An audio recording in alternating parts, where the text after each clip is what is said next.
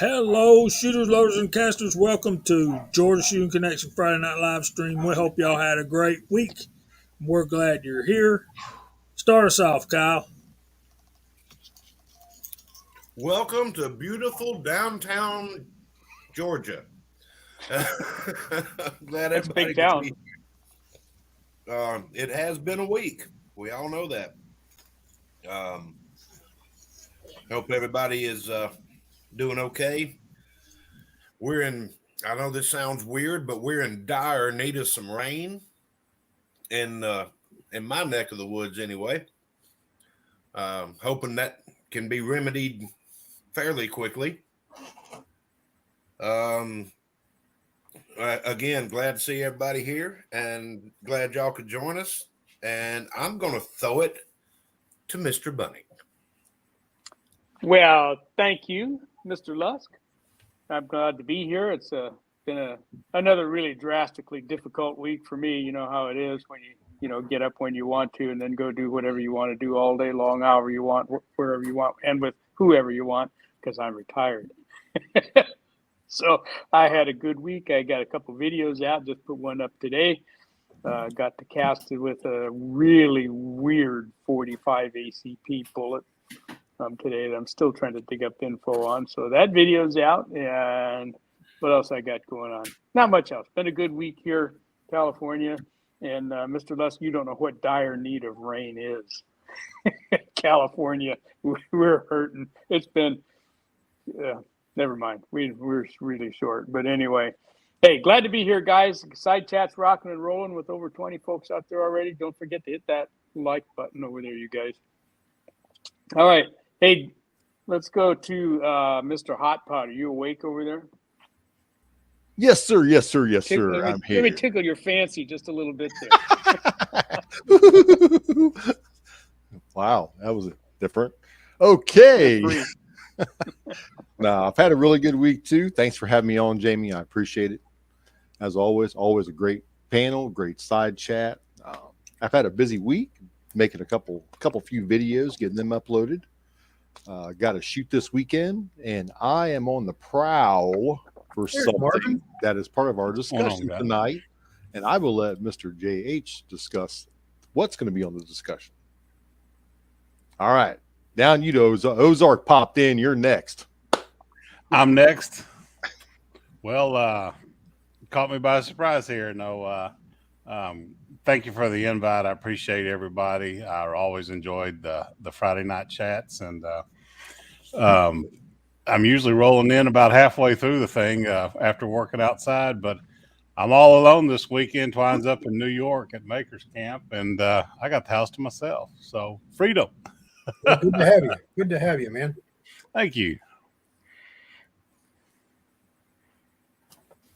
Go for it, GGW. Well, hey, thanks for having me. Glad to be here. Always enjoying Friday night chats with you guys. My phone alarm went off telling me that I should be watching you guys. So thought I'd also let you guys know a little bit about the mugs. If someone would like a mug, we're doing 15-ounce mugs. The Willie Bullet Man mug, I apologize. The contact info is on my channel. If somebody wants to throw up a link, I don't know how to do that. But if you guys are interested, send me an email and I'll give you all the details. Other than that, happy to be here. You can put that in the private chat and I'll put it out there. Okay, I'll do that. And thanks for joining us, man. Good to see you. Thank you. I'll be contacting you, Joe. I want one of those. Excellent. Scotsman, what's up, brother? He's muted. Knock. Oi, Scotsman. Oi. I'm working on GGW's damn link. Y'all are talking, and I'm trying to find this damn link. What's up, fellas, ladies, gentlemen? Good to see you all. Appreciate it. 23's got it up. Thank you, G. Good job, man. It's good to be here. Good to see everyone. And I'm on vacation. Oh, sweet. Yeah, finally. Oh, man, I've been working like a dog, like crazy, left, right, and center, 2 jobs. Yeah, so I'm glad to be on vacation and gonna hang out with you guys for a couple hours, and then I'm gonna hit the hay, and then tomorrow I hit the road. Where you headed? I'm gonna head to Iowa. I'm gonna spend a few days up in Iowa and see my good friends out there for a while, and then make a couple of stops on the way back. Oh, somebody's timer. San Diego. And You gonna swing by Tin Man's Way? I'm gonna go see Tin Man on the way back. See those 2 beautiful little girls he's got? Absolutely. bring a baseball. Gonna go see him, and taking both my 1911s with me because I know he's a 45 guy, and we're gonna go have some fun. Well, if you want to really make him laugh, buy a toy frisbee and give it to the little girls because his older one broke his window he couldn't replace with a frisbee. It was a frisbee. I thought it was a baseball. Wow. No, it was a frisbee. Yeah.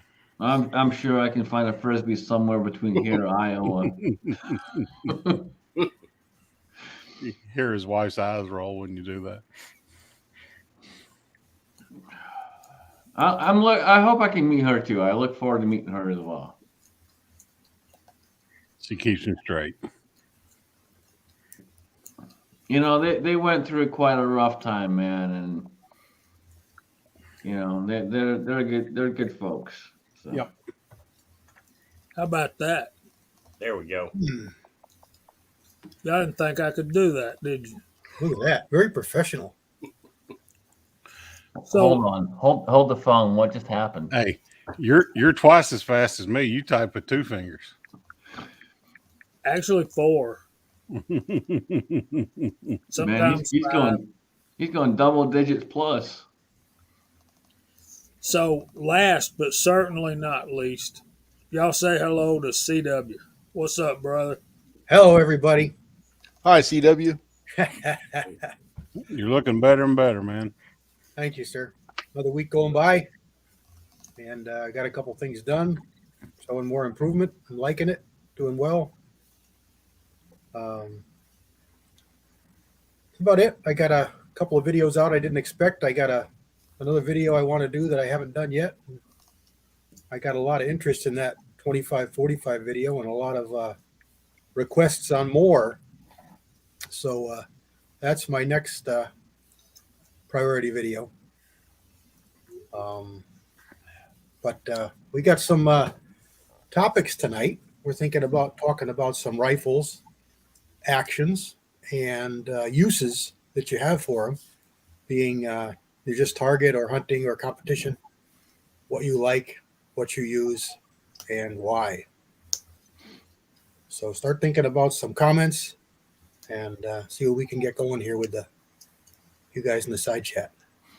Before we get to that, Jamie, can you blow up CW? CW can blow himself up. Well, one of you blow yourselves up, whatever it's one. No, blow yourself up, damn it. That's what happens when you got 2 people on the same control. There you go. All right, guys, look at CW. Look how well he looks. Look how healthy he looks. Every day he is getting better, stronger, and we are glad for it. We are happy for it. And brother, we're glad you're here. We're good to see you. And the more and more videos you put out, we are happy to see. So thank you for what you do. Thank you for being a part of this community, and we are glad you're on the mend. Well, I want to thank everybody because it's a large part because of you too, because I got a lot of support. I said it that first night I was on here, and that was that I got like 60, I think it was 60 something texts on my phone when I got out of surgery, when I woke up from surgery. And probably only knew about 40, 45 of those people or had talked to them.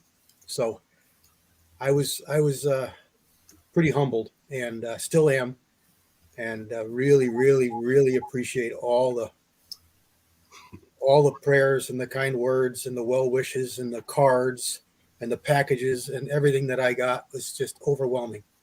So I just I hope I can give back a pittance as to what I got compared to what I got, because I get so much from you guys you don't even know. I heard, and this is just rumor so far, but out there in the medical community, there's already journals and stuff being written up about CW, and they say that he might start growing hair anytime now. Maybe a little bit of lead's not so bad. Huh? It's growing where they shaved it, but it don't grow where I shave it, so that's all right. Sorry, Brian, I couldn't help. I don't think that can be shown on camera. It was interesting when it on my chest in the incision, because that poked and itched, and that was awful for a couple of weeks. This chat brought to you by Manscaped. Yeah.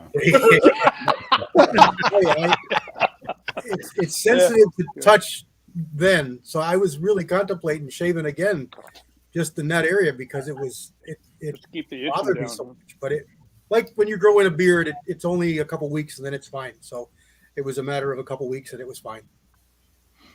Yeah, Marvin giving Alan B. Pro a run for his money with that professional voice and that professional mic. That's Twine's mic. I just get to borrow it every once in a while. You know what I find funny? And side chat, please let me know if you agree with this comment. But we have a lot of people in our community who have a face for radio. Is that why your camera? Myself included, because trust me, I'm nothing to look at. Oh, you're something to look at. We're not going to say what, but you're something to look at. Bring back the days of radio. I was messing around with I recognized the phone number. It's one of my good customers at work. And I answered the phone. I said, "Thank you for calling Peterbilt of Atlanta. You've reached the big store in beautiful downtown Kennesaw, Georgia. How may we help you today?" And he goes, "Put Kyle back on the phone." Yeah, I want to talk to the other Kyle. Because he doesn't answer the phone like that. It's usually what? Speaking of the other Kyle, there he is. Hey, Kyle. We'll go through the slide chat here in a few minutes. I see what you did there, Jamie. Oh, Lord. So we'll go through the side chat here in about another 15 minutes or so. But the one thing I thought was interesting, and I've been reading a couple of books and that kind of stuff. There's the pastor. Welcome in, Georgia Boy 44. Scotsman brought me a book or two that formerly belonged to Mr. Holster, and I've read one of them from cover to cover, and I'm about halfway through the other one. The first one was about guns of the Old West, and that got me thinking. I don't know, maybe it's because it's getting close to hunting season or whatever, but I got to thinking about that and the fact that I tore up my 350 Legend on our trip up there, and we'll talk about that in a little bit. And nothing major, it's fixed now. But I got to thinking about the origin of our rifles, how they were developed, and how what purpose were they originally built for. And I think, and I'll run this by y'all. Y'all can all comment. I think primarily we have three basic functions of rifles these days. I think one obviously is the military and probably the most important, and I think probably led to the most of the development in firearms, not just rifles. Second, obviously, is hunting, and third nowadays is competition and being up with Hot Pot, and, Ms. Hot Shot, and Mark up at Dead Zero a couple of weekends ago made me realize just how precise some guns can be that really weren't built to be that precise. Because and we were talking about that a little bit before we got started. So, uh, yeah, right, Rebel. He's got a way with words, don't he? Short and to the point. Killing I, shit. I love Rebel, man. I've been up and met him, man. Y'all want to go meet a fun dude? That's worth your drive. I don't care where you're from. Anyway, so y'all go through the room and amend, correct me, whatever. But those are my thoughts. The three basic types of rifles. GZW's been quiet. Let's start with him first. Well, I just picked up a 1908 Mauser 7mm and was doing some research and found out that that's a very, very old cartridge, and there's a lot of other ones that have spun from it. It happened to be a really nice sporterized one. I'm not sure who did it. It's got an aftermarket trigger, an aftermarket thumbhole stock, and an old Weaver. 1909. That says 1908 on the receiver. Maybe a manufacturer. Chrome. Somebody said it was a Brazilian Mauser, Okay. and it was made over in Germany in the Berlin plant. Was it DWM? I think. I don't. Okay. Yeah. Mm-hmm. But yeah, I got it for a song and a dance. Really nice price, and I just got ammo in today, and I'm going to go shoot it this weekend, hopefully. What caliber is it? 7mm, 7x57. Yeah. Okay. Which is like one of the world's hardest things to find right now, for under $50 a box. Is it a cock on closing? I think it's a cock on opening. Okay. And the bolt's been modified, and it's got the stock trigger, or I mean the stock safety, where you use your thumb on the right side to activate the safety versus using the thumb safety. Well, it sounds like a 98 Mauser base. Yes, Instead of that's what I understand. That they contracted those out through, I don't remember who it was, Belgium and Germany. So. Well, see, that led to one of my thoughts that so many of our hunting rifles nowadays that are purpose built for hunting originated from guys bringing back war captures and then modifying them to do what they wanted them to do, what we call sporterized. Yep.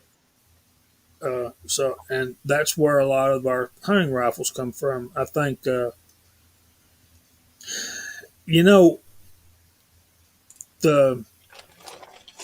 think when we get back to particularly American rifles, I think what we find is they pretty much we started with lever actions and then developed from there in America.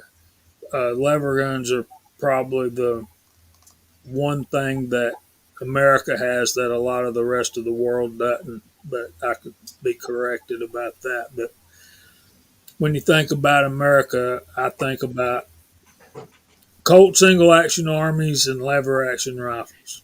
American guns, yeah, 1911. Mm-hmm. Yeah. The foundation of America. Definitely, and you're talking about conversion from military to sporting rifles, and that's what Winchester did. The pre-64 Model 70s were essentially a Mauser style action with a little bit different cocking mechanism, and they weren't selling a lot of them. They were expensive to make, so they tried to figure out a way to come up with a less expensive action, and came up with a non-control feed, and there was born your modern bolt action, the non-control feed. And we've had them ever since, and everything else after that's just a modification of that. Yeah, the 54 Winchester and the 725 Remington were well, the 54 was more like the Mauser with the controls, but the 725 was more a push. You know, as you're right, you said that's the way things are today. And they're all based off the 98. You know, even our Springfield was there was reparations that had to be paid because that was a copy of the Mauser, but it was Right. war. We didn't really care. So Yeah, didn't we get sued for that or something? yeah, Yeah. Oh, yeah. Hey, Jamie, can you throw up Mike Castor's comment? I will, only if I'm allowed to comment on it. I'm going to comment on it, and I think you'll like what I got to say. You go first. So, Mike Castor, you are right. God made man, Colt made man all equal, and Smith and Wesson just made it a whole lot better. Which brings us to part of my topic, and I'll get to that in a minute. Remind me of that, Scotsman. But yeah, God made man. Colt made good gunslingers prominent. So then it becomes: are you the predator or are you the prey? Because how much time, money, and effort are you going to put into getting good with a gun? And then back in the old west, that's what walked and talked. It goes back to the old adage of beware the man with one gun. So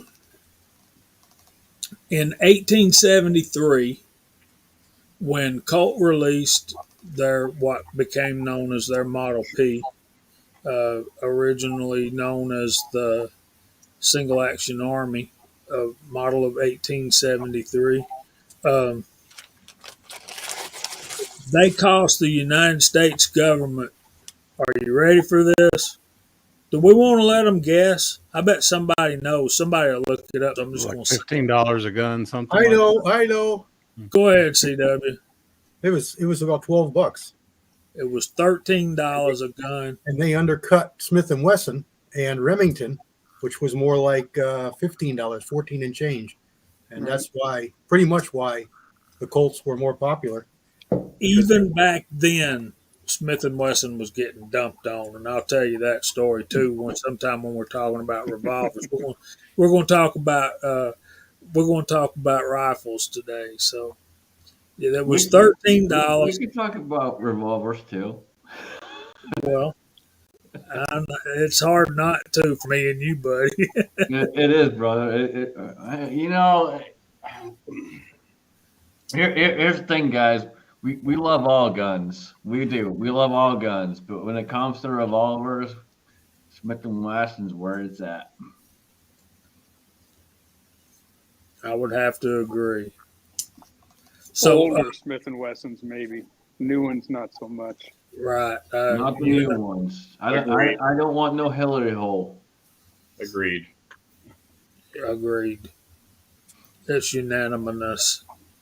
So yeah, when they first released those, they were $13 each, and then later through the production, they went down to $12.50. And then That's a lot of money then, though. well, you think about the average pay for a guy was $1 a day. You know, wherever he worked, he got $1 a day.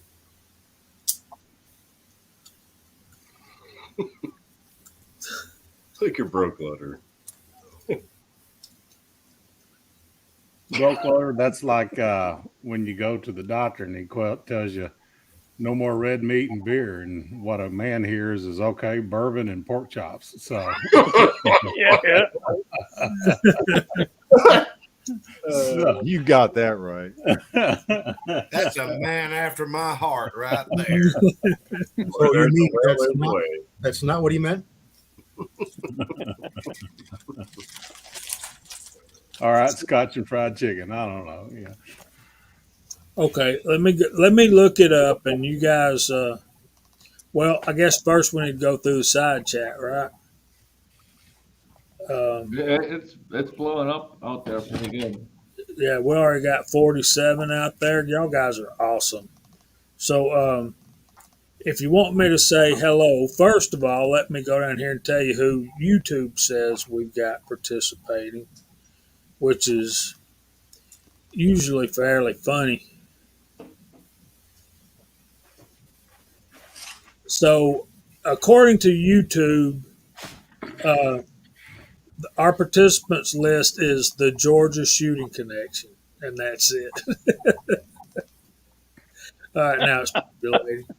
So we got AR 1776, Burnaby Sanchez, Big Al, Broke Loader 2, Cranky Cletus, Critter 9A, Daniel God is my judge, Edward Petty, Fuzz T Fork 8, G23, Georgia Shooting Connection, GGW Outdoors, Harm, Lakeview Outdoors, Lever Guns 50, Mark Thomas, Mike Hester, Ms. Hotshot, Ozark Spirit, Reloader 762, Reloading from the Hot Pot Tacos and French Fries, and Mr. Tin Man. What's going on, Tin Man? Tin Man's here. So if I didn't call your name and you want me to, Abigail's out there, and there's a couple others. Big Al's out there. He changed his logo. He did. Big Al's out there, man. He's screaming for his thumbs up. Y'all better smash that thumbs up. There's 76 High Boy, Mr. Pollard, Cranky Cletus, Mark Thomas, Mark with a C, Michael Hurtneck. Dude, I hope you're feeling better. Y'all keep Mock in your prayers and Michael Hurtneck. Michael Hurtneck's rifle that he won has been sitting at the FFL for a week, and he's been too sick to go get it. So y'all keep. That's sick. I'm here to tell you. Now they're sick to where you don't feel good enough to go to work. And then And they're too sick to go pick up a new gun. that's Right. bought and paid Or for. free one at that. See, That's hold that's on, that's hold in on, the hold dirt, on. man. That's That's one right. foot in He's the got dirt. 1 foot in the grave, man. The other one on Right, a banana man. peel when you're that sick. Hold Right. on. See. I was told this a long time ago, and I was raised on this, and this is how I live my life. And you can laugh if you want to, but I was told if you're too sick to go to work, that means you can't walk, you can't stand up, you can't do anything. So if he's that sick that he can't get up and go pick up a gun, man, he's really sick. Something's wrong. He's got tubes stuck somewhere. Brother, if you need some help, let me know, man. We'll get you some help. Like, damn, that ain't good. That ain't good. But anyway, y'all may or may not know Mark got their 6 shooter Texan. What's up, boss? Um, Mark kind of got sick kind of sudden like, and they had to do an operation on him, man. And that was pretty scary for me. So if you guys don't know, he ended up having a hernia and had emergency surgery, and they took out his gallbladder. Yep. That's ugly. I've been there. Feels like you got a knife stuck in your side. I had my gallbladder out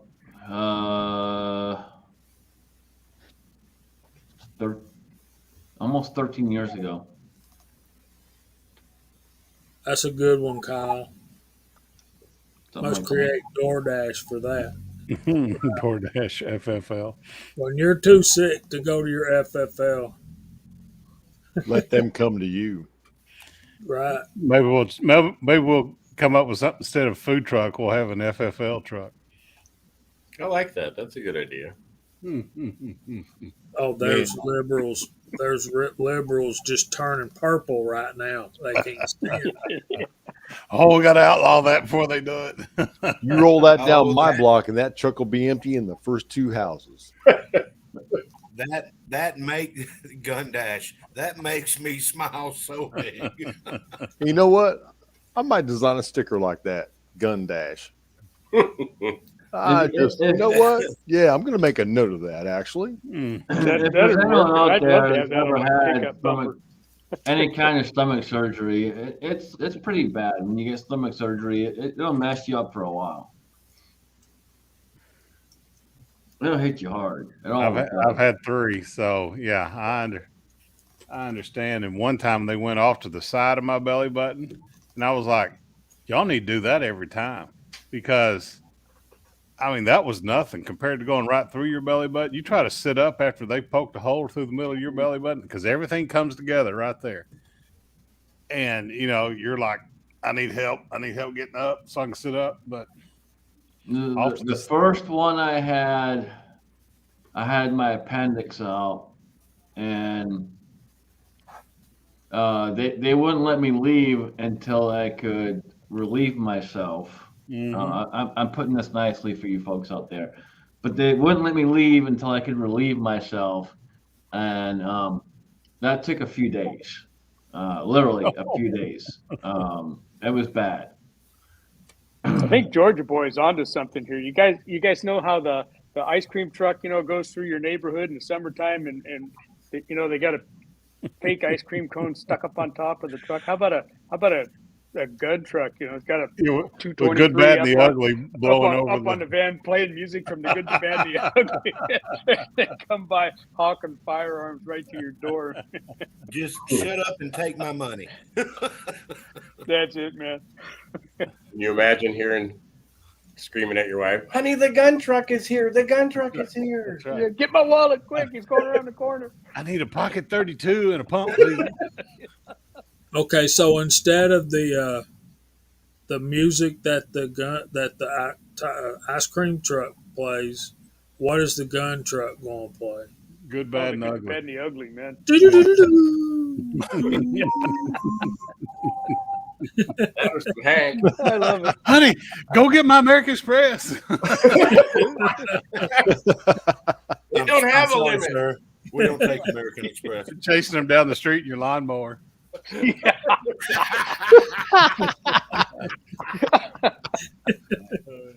That's how Oh, George you're Jones like, Come got back, I was arrested. in the backyard. Yeah. I'd get on my bicycle and chase him down. Dogs chasing him down the street. No, Fido, not that guy. I told you 100 times you don't Right. bark at him. Would you ring your little bell on your bicycle? Ba-ding, ba-ding, ba-ding, ba-ding, Oh yeah. Oh yes. Oh yes. See, Call Twine your would be neighbor, like, have him put a stop sign up at the end of the road. I Twine would just be tell you, yelling, "Give me a 30-30 Winchester." Yeah, come on. I'll settle for a Marlin if that's all they got. I would be divorced. I'm telling you, my wife would. I'm telling you, if anybody in the side chat or on the panel wanted to go this route, I believe you would be a millionaire in about a month. Well, Jamie, you would have good company though. You'd have two windows, two FFLs, no waiting. Come on.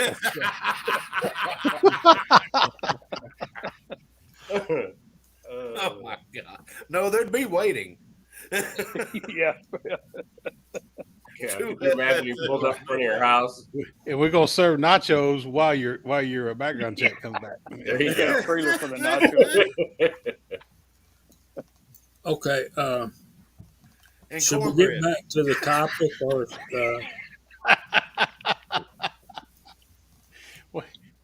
We're being entrepreneurs here. What you talking about? All right, rifle.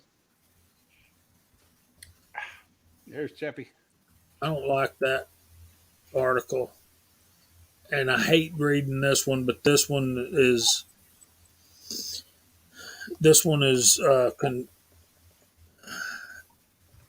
same as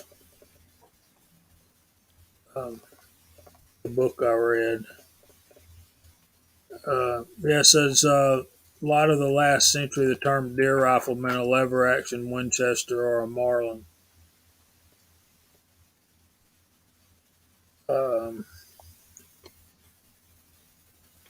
says the lever action rifle was not, as some believe, invented by Winchester. In 1848, the Volition repeating rifle was the first lever gun to receive a patent, but it was a complicated design and never made it to production. Robbins and Lawrence Company bought the patent and produced a few rifles, but the venture was not successful. The doors closed in 1852. So two guys named Horace Smith and Daniel Wesson, yes, those two guys, bought the patent with several investors, formed the Volcanic Repeating Arms Company in 1855. One of those investors was Oliver Winchester. And the book that I have read has several pictures of the volcanic rifles, uh, and they were more. It was more of a pistol design, obviously. I mean, it was very short, you know. Imagine that. Smith and Wesson. Were pioneers in the lever action rifles, Wow. Look at that. and Look at thump. so that wasn't very successful either. And Smith and Wesson left to start their revolver dynasty, and Oliver Winchester bought out the other stockholders, and he changed the name to New Haven Arms Company and hired, who is this guy? Benjamin Tyler Henry, to improve the volcanic design. The result was the famous Henry rifle introduced in 1860, used by a few U.S. Army units during the Civil War. The Confederate soldiers called the Henry that damn Yankee rifle you load on Sunday and shoot all week.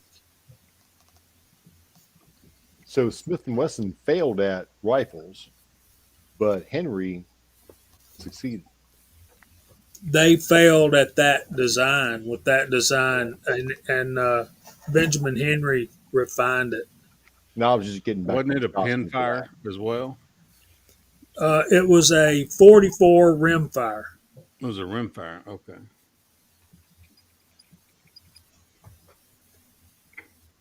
And think about where New Haven was. I always love that quote. You load on Sunday and shoot all week. Yeah. I have a new Birdie copy of that rifle, but it's in 4440, which the original was never really chambered in. It was chambered in that 40 Remington, Well, 40 American. I'm going to put this comment up because I really value Mr. Levergun's 50, his knowledge of lever action rifles. Y'all read that comment and tell me what you think. Yeah. Okay. And Tim S., this kind of leads me to the next part of the development. Now, here in America, we got lever actions. The Army and the Marine Corps went with the Craig. Why? The reason is whereas a lever action rifle may be very handy standing up or on horseback, you can just throw it down and cock it, shoot it again, do it again, that kind of thing. But when you're laying prone, shooting at somebody coming at you, what are you going to do? You're going to raise up and cock the gun and then get back down under cover? That ain't going to work real well. So then we Well, kind of start. back then too, the military had a requirement you could only fire single shot because all the rifles were single shot, and the Craig had that lever that it was single load fire where the magazine was bypassed. So with the Craig, they could make the soldiers load one bullet at a time because they were afraid they were going to waste ammunition. And it was only at their officer's command could they unlock the magazine and do bolt fire. So that was a big part of the Craig right there. Winchester didn't invent crap. They did. he didn't invent anything. He was the marketer. Right. And so I showed that. Yeah, volcanic became Henry. And then re- remember that Henry worked for Winchester, and then Winchester came out with the 1866 a few years later. And then I've got some pictures. Y'all want to see some pictures? Or does everybody know what a lever action rifle looks like? I think so. Throw him for a loop. Throw up a Spencer. Well, that's in here too. It's a lever. Another lever operated rifle, the Spencer, was also introduced in 1860. It was very different from the volcanic and the Henry in that its tubular magazine was in the buttstock instead of under the barrel. And the shooter had to manually cock the hammer after he ejected a spent cartridge and loaded a new one with the lever. The Spencer also saw limited use during the Civil War. After the war, New Haven Arms became Winchester Repeating Arms Company, and an improved version of the Henry became the first Winchester repeating rifle of model 1866. You know, when you think about that Civil War and how much was really going on with American firearm development in that period, from 1850 to 1880, you know, in that period, there was just a lot of turmoil and a lot of new stuff coming up. Those guys were out there with all kinds of different, you know, equipment in their hands, and every third guy might have had a different firearm. There was just a lot going on, you know, in that Civil War. Stuff would come out, and then a year later something else would come out, and you know, the Army was kind of hard pressed to on both sides to try to keep up with the Joneses, and you know, who's got the better equipment. Well, you know, Winchester came out with this, and Henry's now got that, so we need that. It was a tough time. Everybody was issued a rifle, but only the cavalry was issued a revolver. Right. So if you had to supply your own otherwise, or pick it up off an enemy. Well, that's the reason they were called the Dragoons. They were designed to be carried on horseback. Mm-hmm. And a lot of the guys who had revolvers who were in the cavalry didn't carry the gun on them. They carried the gun on their horse, on their shoulder. They had a holster on their saddle. Mm-hmm. So, but then as the war goes on, and as we talked about briefly, you start learning the limitations of a lever action rifle.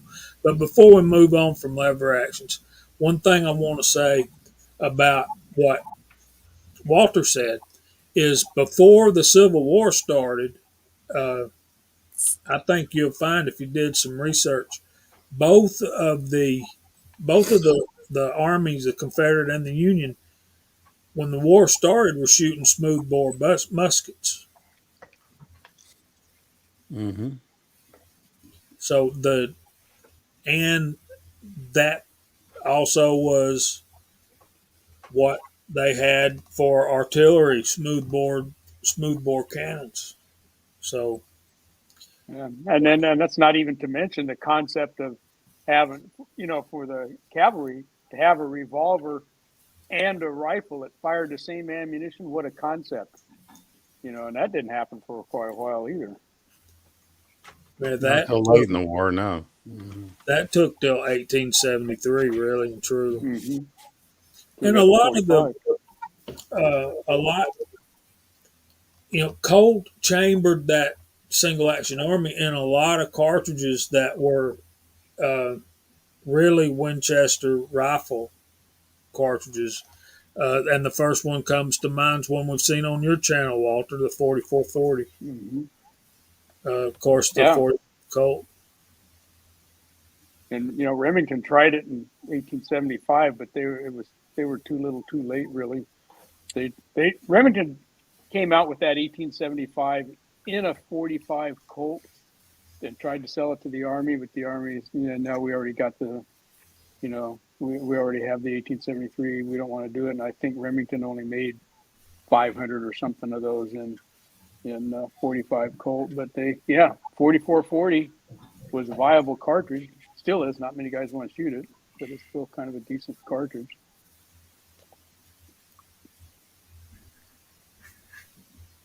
Yeah. Hey, Pony _47. I call him Pony 47. Chico always tickled me. He'd call him Pony _47. And Pony boy. Abigail makes a good point. That is uh, an overlooked fact right there.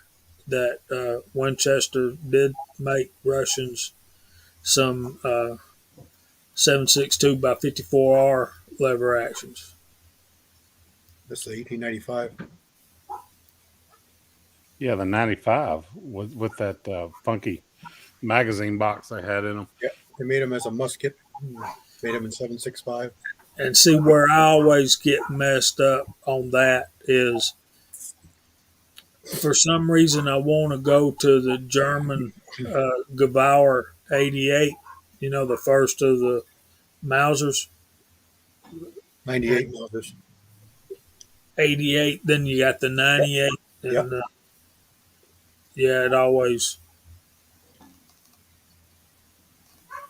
Yeah, there was a lot going on between the United States and Russia back about that period. I think Smith & Wesson had a deal with, I believe it was that Model 3 revolver that they wanted that the Russians wanted chambered.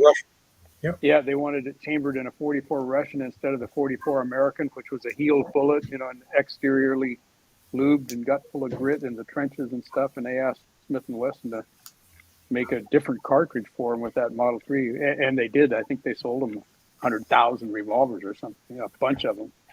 Interesting period of time, for sure. Yeah, back before World War One,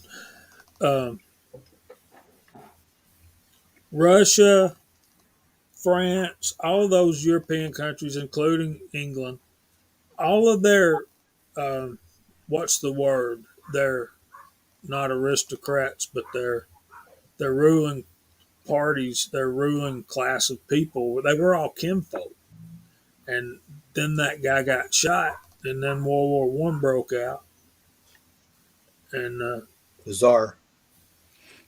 No, the Austro-Hungarian Prince Ferdinand. Around the world. Ferdinand, yeah, got shot down in Serbia. Yeah. Yeah.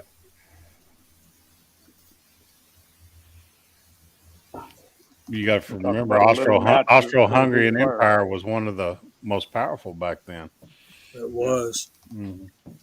So I couldn't tell you for sure on that one, Abigail, but Fuzz says Winchester made a lever in 405 Win and 30-06. Later. Yeah, they did. Yeah. 3. Mhm. Archduke Franz Ferdinand. Right. 3040 was loaded first. Does anybody know what kind of a handgun he was killed with? I have heard, but I forgot. Like a 32 auto, wasn't it? That's what I thought it was, a 32, little small 32 auto. Got shot through the neck. Yeah. Guy just ran up to the car and let him have it. Ow. Mark Thomas said it was a 380. Was it a 380?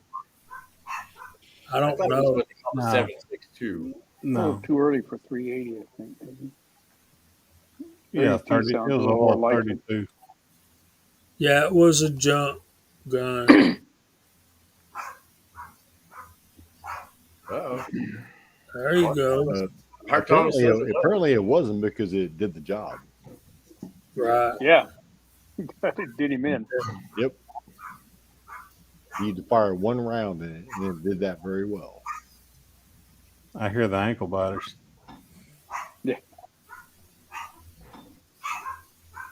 Feed them dogs, would you, Jamie? I mean, come on.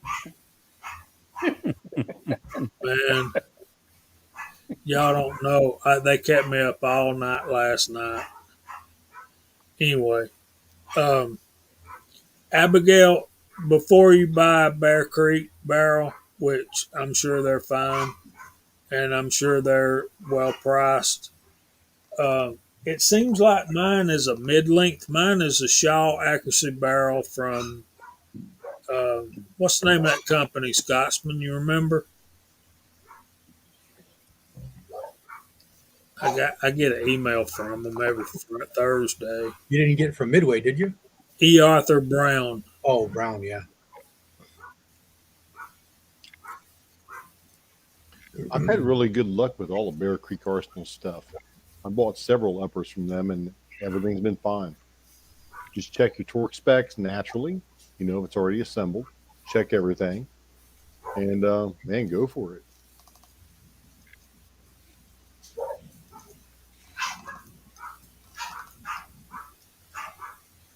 That is an interesting fact, Rebel. That is the truth right there. Yes, he did.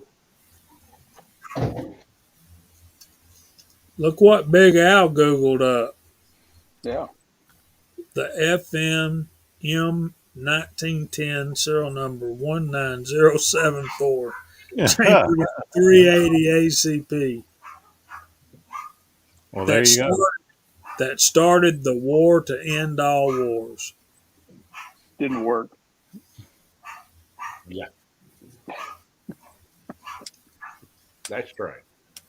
I have a few Bear Creek barrels, and I had one loser Grendel barrel, and they made good on it. Shipped me a new barrel that was a step up. I've been happy with them. Hey, room. There's room. We're international tonight. Amen.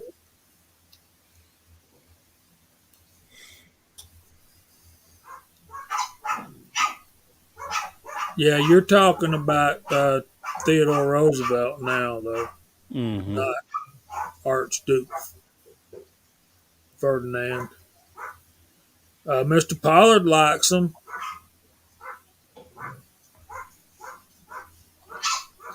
and I think they're reasonably priced. I've got a Let me go see what's going on. Well, in an AR system, the barrel is the most important as far as accuracy goes. The upper and the lower, they can be plastic and still function. Heck, they are making them out of plastic these days, 3D printed. Mhm. So it is all about that barrel, and for when it comes to accuracy in an AR system. I've got a 223 wild barrel from Bear Creek Arsenal, and man, it runs just fine. No issues. Mm-hmm. I've I got don't have any experience with them, so I can't speak to them, positive or negative. I've got a 20-inch stainless from BCA in 350 Legend, but I haven't shot it yet. But it seems fine so far. I mean, it cycles dummy rounds through it real well. So I mean, but that doesn't really tell you anything. We got it for a really good price. I think you'll like it. I'm I've happy. kind of I've been a repeat buyer. I've kind of stayed away from the 350 Legend because it just, to me, it seems like all the kinks aren't quite worked out. You know, it's going through growing pains, and I don't want to grow with it. It's a high pressure straight wall cartridge, and just just hadn't got the kinks worked out.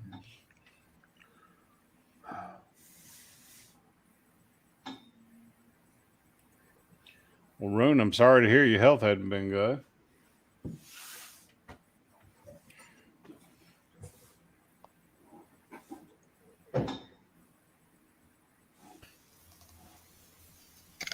So I think it's interesting that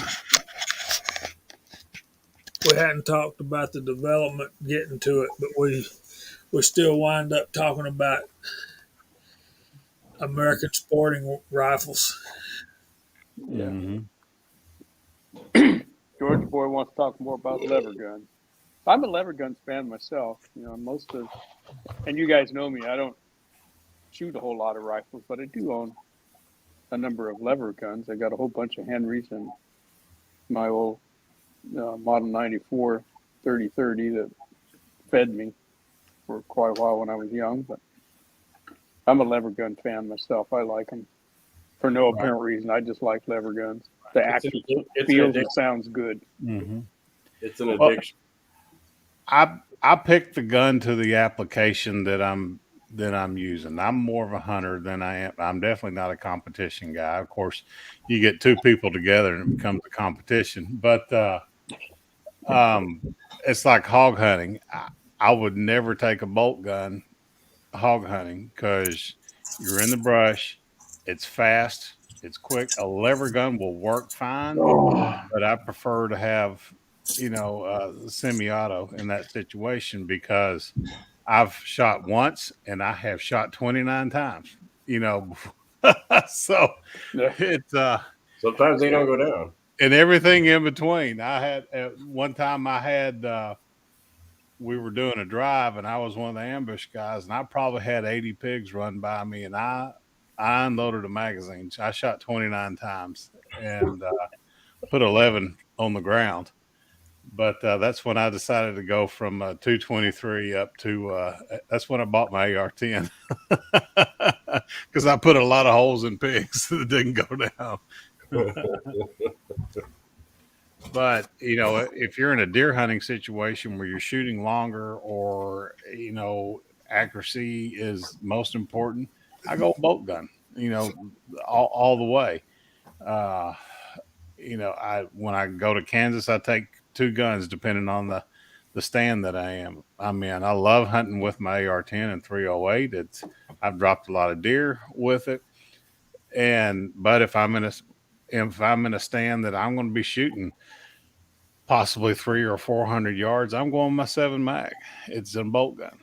So my AR-10 will shoot that far, but will it shoot that far really well? I can hit a target at 500 yards with it, but I'm shooting a 12-inch group, and I'm not going to shoot a deer on a gun that's shooting a 12-inch group at that range. My 7 mag, I can shoot a 4-inch group at 500 yards. So that's what I'm going to shoot long. Is there a round limit when you're using your semi-auto? Pardon? Is there a round limit when you're using your AR-10s? Like you're only allowed to not in Kansas, Missouri, or Arkansas, no. Really? I hunt with a 10 round because if I'm deer hunting, because I don't want to carry the heavy thing. Right. 25. But if I'm hog hunting, I'm carrying a 25 round magazine. I hear you. But I prefer the 300 Blackout or my 458 SOCOM just from a weight factor. You carry that AR-10 around all day with 25 rounds in a scope, your shoulder knows it, There's a big difference between a 5.5 pound gun and a 10-pound gun. Oh, there's a difference between a 7-pound gun and a 9-pound gun. Oh, yeah. When you're carrying it all day. Mm-hmm. And we've walked, 8, 9, 10 miles hog hunting before. So going from call to call to call.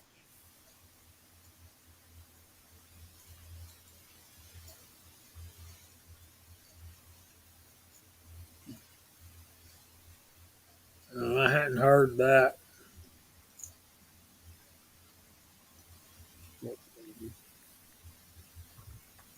Oh, really?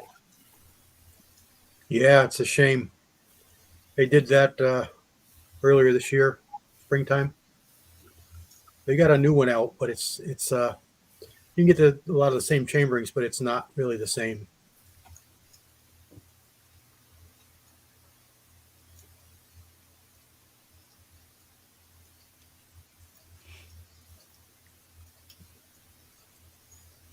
But I was talking about choosing the gun. The biggest hog that I've seen shot was my youngest son killed about a 550-pound sow with a 30-30. Damn. Shot her right behind the ear with an FTX full of lever revolution, and she fell right where she stood. And that's a big old girl. and it took 6 of us to get her in the truck. That's a good combination right there. That's a lot of hog. Yeah, It is. we went one time and I shot one that was 350 on the scales. That's a big hog too. Mine was dressed 350. Oh, nice. One was 440 something, and one was an honest 550. And Red that 550. 550 was so much bigger. It looked like a van. I mean, you would have said it was 1,000 pounds. Mhm. It was just, but he was narrow. He's like a salmon, like a male salmon. If you ever see a broadside view of some of the male salmon, they're really tall and they get long, but you look at them face on and they're like 2 inches wide. That's what this guy looked like. He looked like a Mack truck from the side, but he was only like 10 inches, 12 inches wide. He Right. was a weird one, but he was The- 150 pounds on scales. The longer, the more generations they are, their rear pelvis changes. The He was the very blades Russian. of the pelvis move forward, Yeah. and their rear pelvis will take up a quarter of their body on some of those that they call what we call like the razorback. That they got that hyena shoulder and all that. Their bone structure is different. They got that long snout, unlike a domestic pig. Wiener dog. What happened to Wiener Scotsman? dog hog. Is a wiener pig. He just disappeared. Y'all get ready for some big numbers. Big Al's going to count all of his Henrys. Count me in. I only need to count one, and I have What? one. Well, So far. I hope he far just- you only got one. you know Well, what? I don't have a. I have to have a matching pistol first. Well, SAA, man, right there. Oh yeah, We okay. can get you some. Rudy makes some nice ones. I almost did it, guys. I ain't kidding y'all. But let me say this about that. Okay, he's already back. I was going to say, I hope he don't take too long. We only got 55 minutes. He might not can count them all by then. He's got 7. Yeah, Big Al. I got 6 counting my Uberti copy of the 1860. So I really don't have 5 real Henrys. I love them all. Too. They're great. There's my 180-pound son with a 500-pound pig. Whoa! Look at that monster. Right Holy there. moly. And her head is crammed in the back of that. Yes, sir. Good God. A lot So of bacon on that old girl.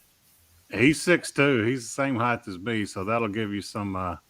And that gator right there is 5 feet wide, so that she's longer than 60 inches. She's crammed in there.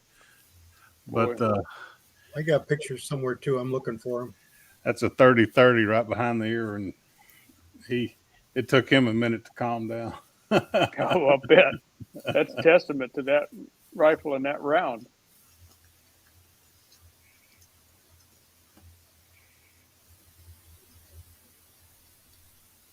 Well, I'll tell you, that ain't a bad one to have, 7.62. I guarantee you, man. Those are pretty cool rifles. Savage are nice. Yep. 95s and 99s are nice rifles. 6-shooter Texans got 1 Winchester, 1 Henry. I have 2 Marlins and 1 Rossi. Just to add a little levity to this conversation, my 120-pound German Shepherd has just declared war on an 8-ounce mouse. 8-ounce mouse is a big mouse. Yeah. That's a half-pounder. Yeah. That's I the mean, only I thing. don't know what the mouse weighed. I opened the drawer and it ran up my arm. So Yeah, that's the size of a short beer right there, man. That's a lot of mouse. yeah, The only critter my little Lhasa Apso ever killed was a mouse. Well, Kyle, what a half-pound hot dog looks like. there is a 120-pound Shepherd that is on a mission right now. I opened a drawer to get a trash bag out, And that thing ran up my arm and jumped off me, and she went ballistic. From the mouse or your high pitched screams was. No, I didn't scream. I was like, oh. I mean, I might have said a curse word, but it was over before I knew it. She is on a mission. Oh my goodness. She'll get it. Of course, she'll probably just play with it for 3 days. So back to I know Pastor wants to keep talking about lever guns, and I could talk about lever guns for a while. I really want a Winchester of some sort just to have for a collection, you know. I really bought want. Marlin 336 for 30 years, maybe 35, something like that. I mean, it's been a minute. I got it when I was real young. My dad gave it to me for Christmas. My 35 Remington. Then I got my Henry 44, and I just love that thing. I mean, they're all wonderful. Every lever gun. My Henry 44 will chamber obviously the 44 mag and the 44 special. If I load a key type bullet into a 44 Russian, it'll load, chamber, and fire those too, with no sweat. Yes, they do too, Fuzz. Especially the carbine. Yeah. Little Winchester carbine 44. You'll be like, oh, I'm a big old baby. The only thing I don't like about the Henry is it doesn't have a side loading gate. Now they do. The new ones do, yeah. Mine does. Right. Yeah, I got rid of my 357 that didn't have the side loading gate. It was just a big tube bed. They don't make all the big boys with the brass receivers yet. Right. Side gates. My 3855 Henry though is a big boy with the brass receiver and its side gate loading.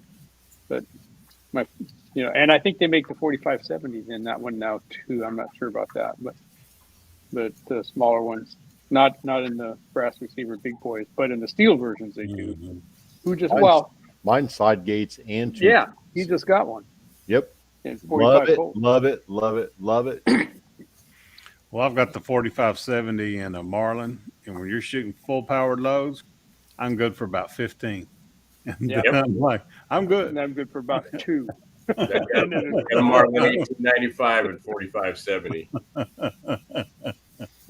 Yeah, if you load a 4570 all the way up and shoot it out of a carbine length rifle, you almost need to have backup. Well, I traded a crossbow for one of those, and it was one of the later Marlins where the barrel was out of time by about 5 degrees, and you couldn't hit a Coke can at 10 yards with it. Okay. So I put a mount on there and put a red dot on there, and that sucker, it's as accurate as I'll get out. Just the barrel was out of time, and it was going to be something stupid to get it retimed because at that time Marlin was faltering, and you couldn't get them taken care of. Yeah. So now she's a hog gun, and it'll put one down. Yeah, shooting 405 grain out of that thing is no fun at all. Mm-hmm. Yep. Fun, but I wouldn't want to do it more than 3 times. That Lee 500 will let you know. Oh, no, thank you. I was shoveling through my pictures here. I found a good memory. See if you recognize the back of that head. Blow me up there. That's Willie. That's Willie. Mm-hmm. And well, I tell you what, that was at Uncle Jim's that time. That was at Uncle Jim's house. Yeah, that's Pat in the background right there. But I tell you what, he scared us to death. He had that brand new leg, and Taco brought his 300 blackout with all those bunny fart loads, and I bet I fed Willie 100 of them one at a time while he sat in a chair, and I don't think he missed a single shot at 70. at 75 yards, but boy, he sure had a good time. Oh, yep, I missed that big old tall lug. We all do. His chicken deal and welcome to 7-Eleven. Yeah, all right, yeah, that big lug. Woohoo! Yeah, woo. Called Twine, Mrs. Twine. Mrs. Twine. Mm-hmm.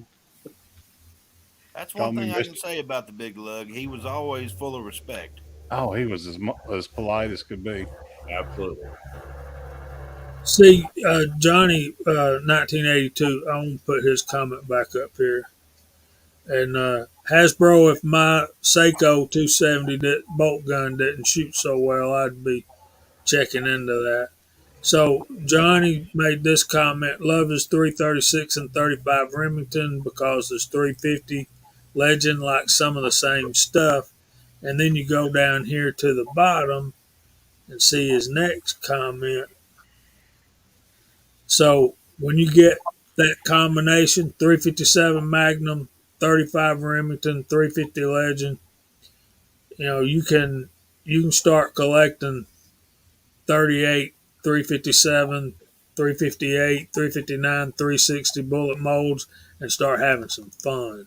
Mm-hmm. That's the trifecta. Yeah, I tell you what, that little Rossi out of the new factory that I picked up out in Utah at Uncle Jim's, it's a great little gun. There's no rattle to it. All the lines are tight, and it's an accurate little sucker. And Jamie, all those bullets you sent me, it loved every one of them. You done shot all them up? No, I ain't shot all of them up, but I've shot plenty of them. God, you sent me a 20-pound bag, so Y'all remember last week James Aveskage was on here for a little bit, and he was talking about traditional lubes, and CW, I need to talk with you about that. I need to get the lowdown on what I'm doing. And I remember, talking to him back and forth. He was having some issues going on, and I was trying to help him through all that. And he's going to send me matter of fact, I've already got the tracking number, and he's sending me a Lyman 45 lubricizer. And so I don't know what kind of dyes or punches it's got in there. And y'all know I'm a powder coat dude, but I've never tried traditional lube bullets except for pan lubing. So I thought it'd be cool just to give it a shot. And I said, well, let me know how much I owe you. And he said, this one's on me. And I said, no, man. I said, well, maybe I can do something for you sometime. He said, Jamie, I'm still shooting bullets you sent me a long time ago. And I'm like, I couldn't remember if I sent him any bullets or not. I remember I sent him a book at one time, and but so it's fun to hear comments like that. And Papa's Place, don't ever worry about being late in here, buddy. We're just glad you're here. And Pastor needs a 32 special.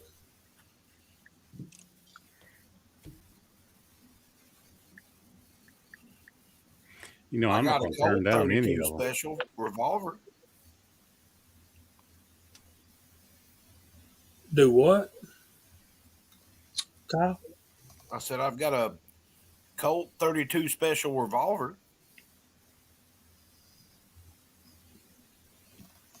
Here's Walter.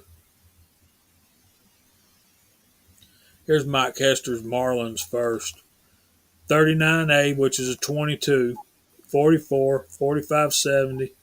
Traded the 444 to Tread. Winchester 94, Rossium 45 Colt.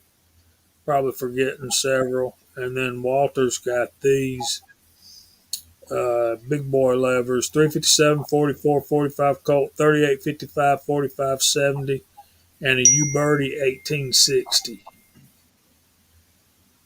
That's a lot of brass. Yes, a lot of brass.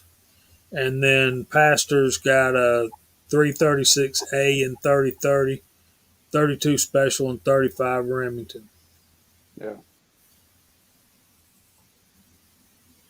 Oh, he said that trio would be awesome. I have the 3030 and the 35. Yeah, I like my Marlins. I've got a few of them too. Short barrels, long barrels, medium barrels. Mhm. I got a A's, Marlin CS's. 3030, Marlin 3030 Scout, and Twine's got a Winchester 3030. I got the Rossi 357, and then the Marlin 4570. Those are my levers. I didn't think I had that many, but I guess we do. I got a Yeah, I have. 1970, 1895, Well, 4570, 22-inch barrel. Yeah. Conventional rifling. That's one of my favorites, and that's a real good shooter. I'm trying to remember when I got my Winchester 94 and 3030. I think it was about 1978. I have to go. I don't think I have the receipt for it anymore. I'll go look at the serial number and dig it up. But it was about then when I bought that. And now it would have had to been a couple years before that. Probably 76 is when I got that gun.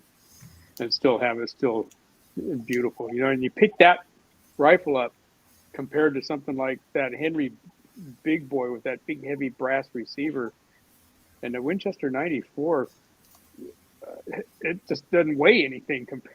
It just feels so light. Hollow. Yeah. And the furniture on it's thin, you know, compared to some of the other rifles. It just, and it was a saddle gun for me. I hunted a lot on horseback back in those days, and it was great for that. It didn't weigh anything, and it was easy to pull out of a scabbard and, you know, jump off the horse and go shoot what you were going to shoot. You guys are breaking my heart telling us about guns that got stolen. Yeah. Yeah.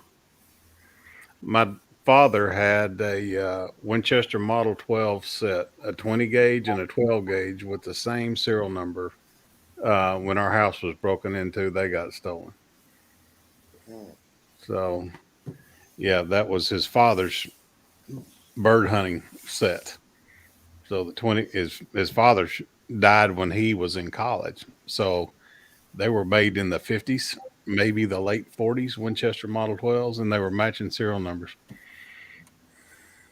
So, yeah, Is that the old pump shotguns? Winchester Model 12 pump, the ones all the cops carried back in those days, but they had bird barrels on them, and because my grandfather, my dad, and uncle, they were all quail hunters. They always had German short-haired pointers, and quail hunting was their thing. I've got one sitting in my safe that was my grandfather's, and the stock on it is split lengthwise. And I've never shot it. It's just sitting in there. I just keep it oiled up, and I've been going back and forth on, well, maybe I ought to just restock that thing. And it's perfect. The mechanics, everything's perfect. He didn't shoot it a ton.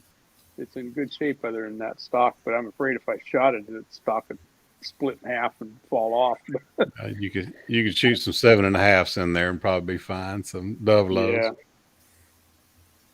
Thanks, Reloader 762.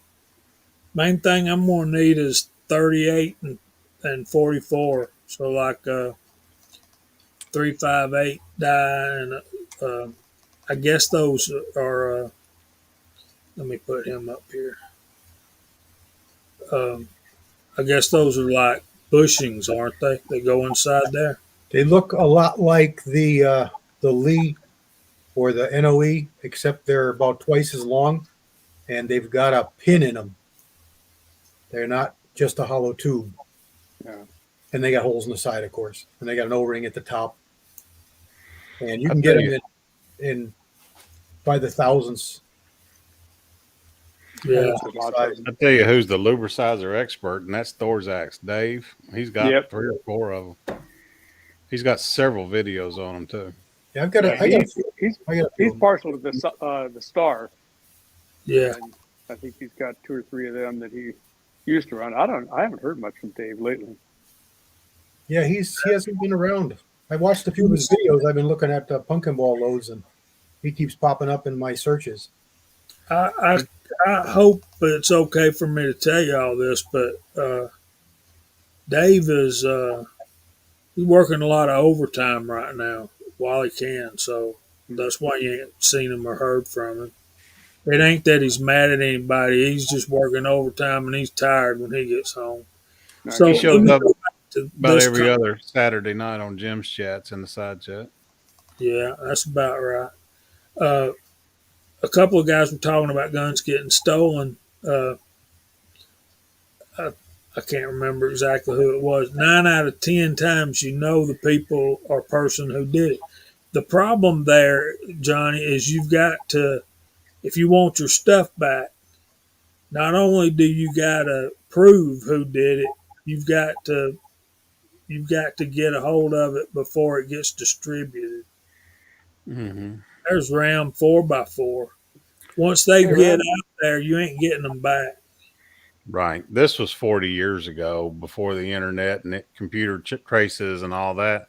They eventually caught the people that broke into our home, and they were professional house thieves, and they were thieves for drug money. And how they got caught was they had brought their kid into our house and set him in front of the television, and they took toys from, I was like fifth grade or something like that.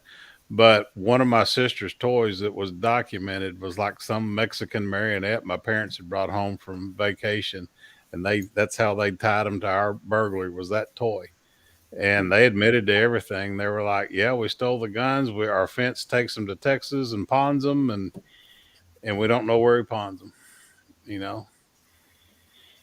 So they took food.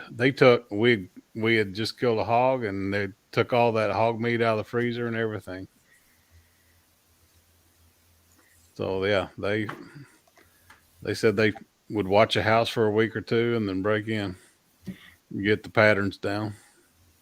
But yep, my dad had gotten a brand new wooden glass fronted gun case for Christmas, and I guess it was about February the house was broke into. They just found them in his closet anyways, but yep, that was a tough one. Can't stand a thief. No, sir. Hey, Jamie, if you want to get a first-hand lesson on how one of them RCBS lubricizers work, I've got the one that I got from Willie, and there's a whole bucket of bullets sitting here needing to be lubed. That's interesting, Kyle. Fuzzy, you crack me up. Buzz, it ain't Scotsman I'm worried about, it's Daniel. And Georgia boy had one go missing, but he got it back. I'm glad you got it back, man. Found it on the side of the road. Good Lord.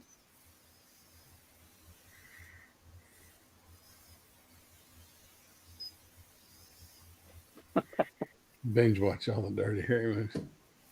Yeah, Hasbro. I I got did that a couple of tickled. weeks ago. We were talking about it and set them all up and ran them all through. Got tickled with Uncle Jim's chipmunk video. And Oh, that was hysterical. there's Clint.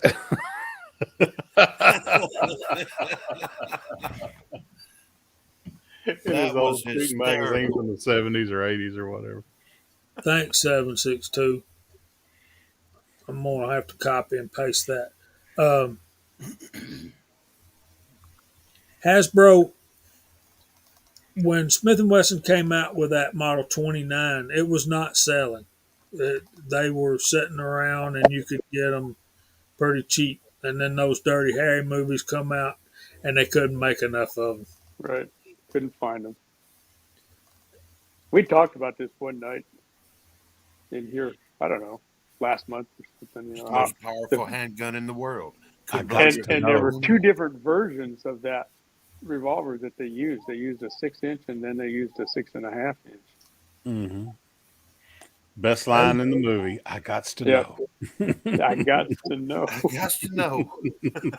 Y'all say hey to Jeremy Gunslinger. He's been missing in action for a while. Hope everything's good, Jeremy. There's a revolver guy. Yep. Now, he's a black powder guy. Yeah.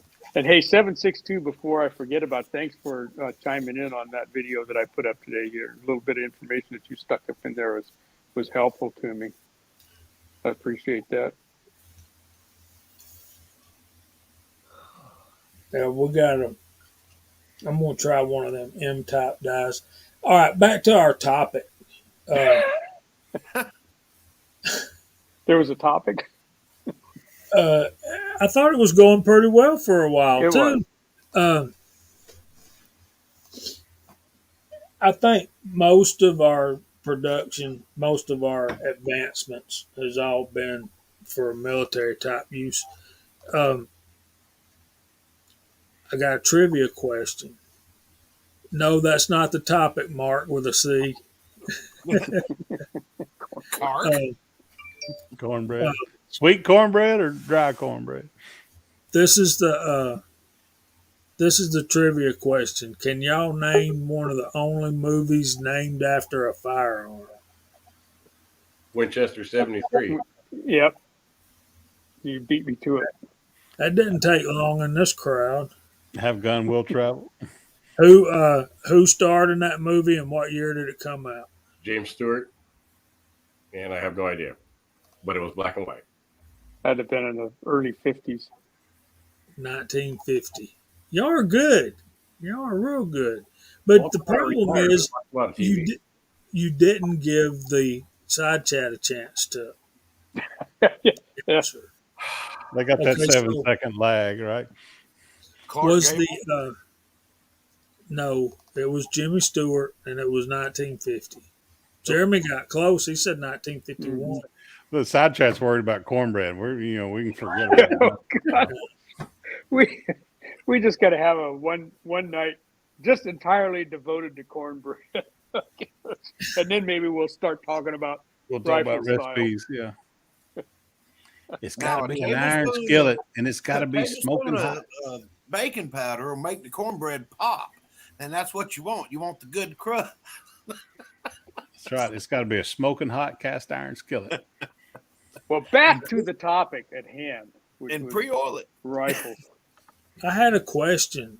Was the M1 carbine, and I'm asking this because I don't know, was the M1 Garand, Scotsman's not here, so we can say Garand, but he's probably listening and we'll be in trouble if we don't say Well, Garand. the man's name was Garand, but the gun is referred to as the Garand. I Well, agree. and Gun Jesus says both are acceptable. Yeah. Get over it. So, Don't get in that argument with Scotsman.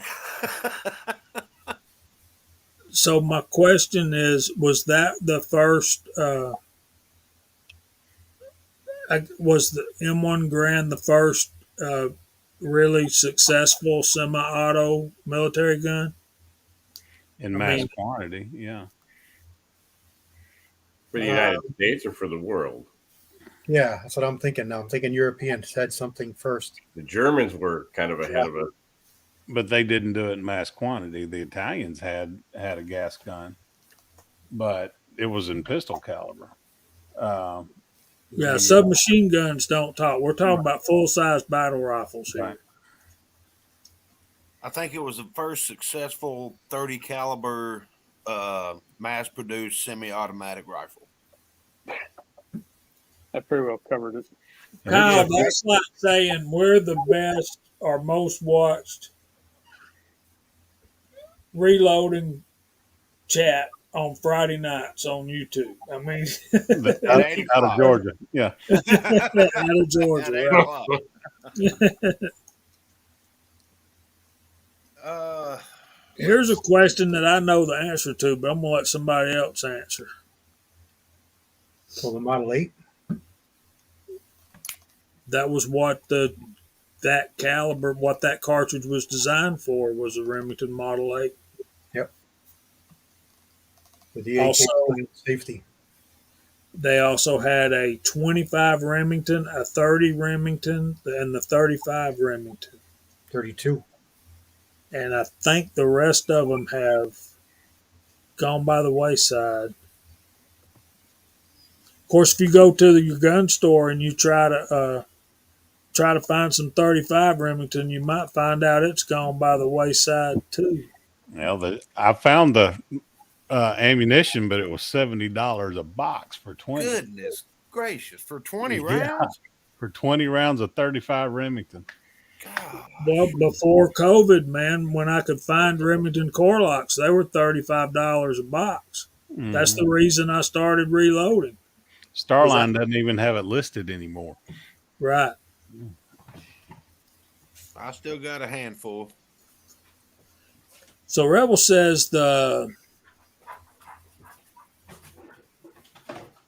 let's deal with this. Pastor, you're right. And they were three or four cartridges. CW remembers the 32. I didn't remember that one. Mike Hester said the Strumgauer was the first quote unquote assault rifle, meaning it could go fully auto, I'm assuming.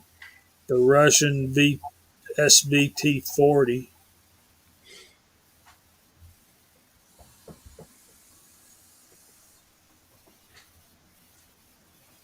So, yeah. We had, I think Abigail was asking earlier about 6.5 Ox 6. I think we can. Rune was talking about a 6.5-06. I got one. I've never heard of that. Not tonight, no. All right, I think we're being made fun of in the side chat. We are. Remember, Pollard, you moved down here, buddy.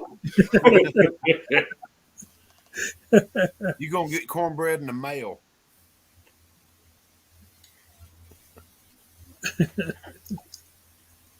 You don't put it in the batter tin, man. You put it on the cornbread. But it really should be some ribbon cane molasses. See, y'all are weird.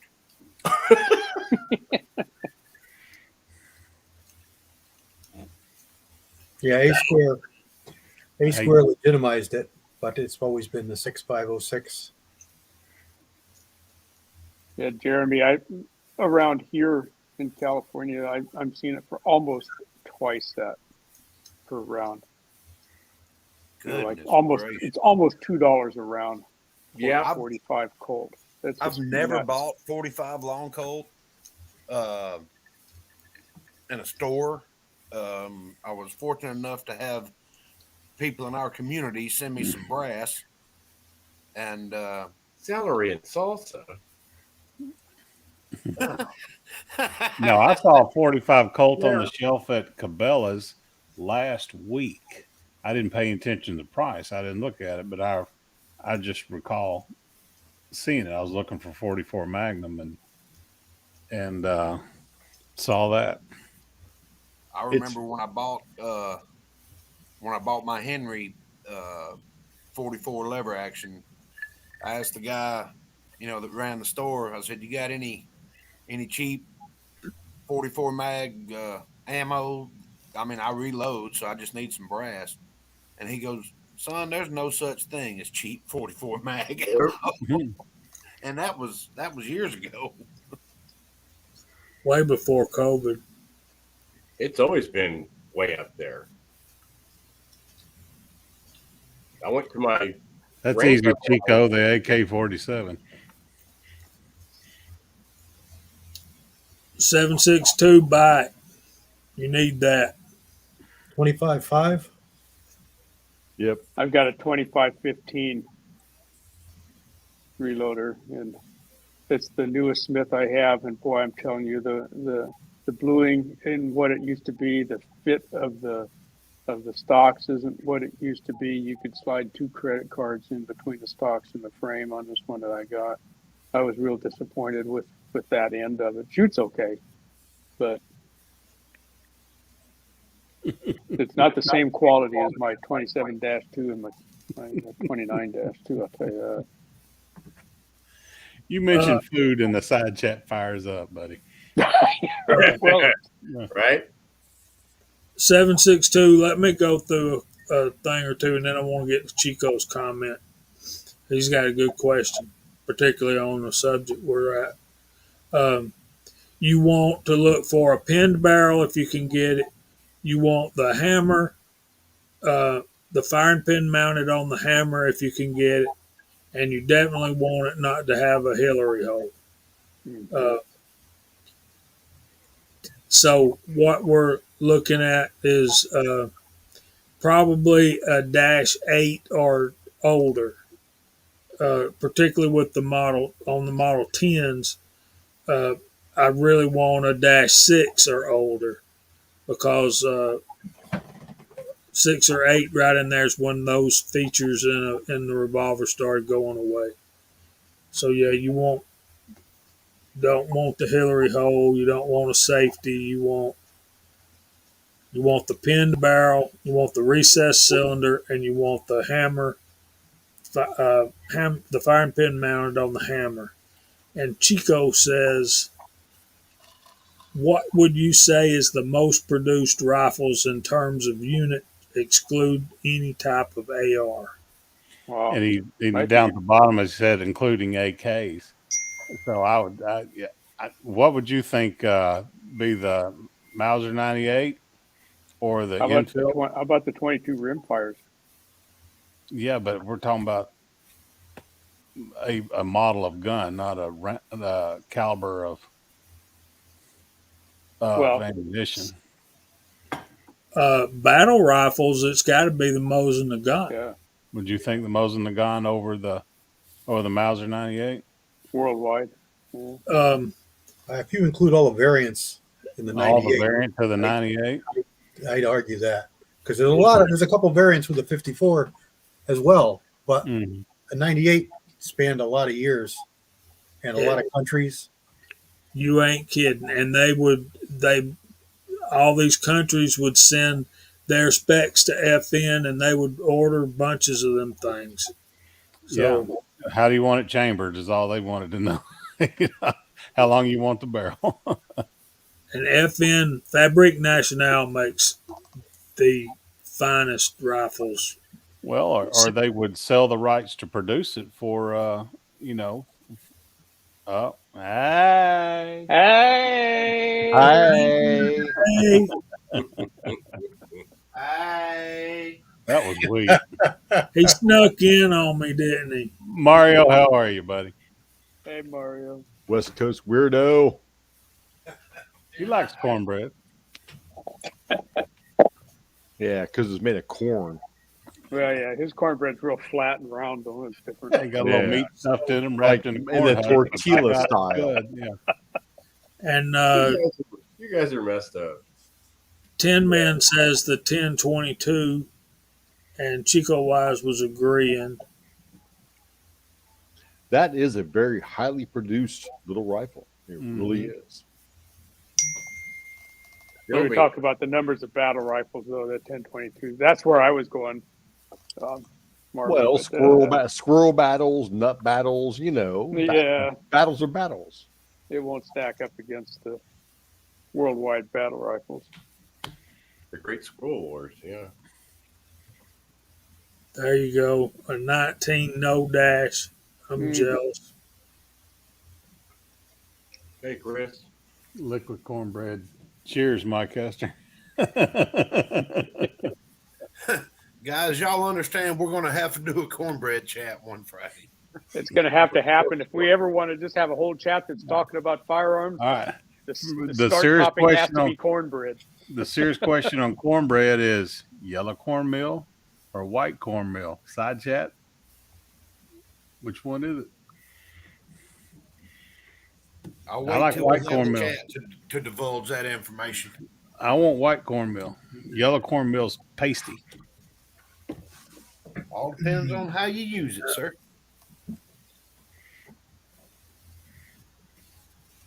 I think you meant Model 60. Edward Petty says the Enfield, they made That a was lot my of other question. They've gone through 4 iterations of the same action. Mark Yeah. 1 through Mark 4. Yeah. Yeah, and the American one too. Yeah.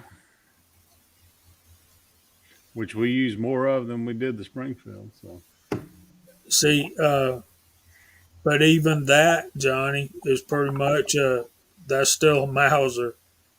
You yeah. can put an American flag on it. And would you agree with that, CW? Oh Yeah, yeah, make the stock a little square. Yeah. I went through the World War One museum in Kansas City, and that was really something. And all the variations of the Luger, they probably had 40 different variations of the Luger there, including the American 45. Uh, it was really a neat collection. You guys are blowing me up. I can't keep up. Anyway, Chris from the 740's out there now. Hey, buddy.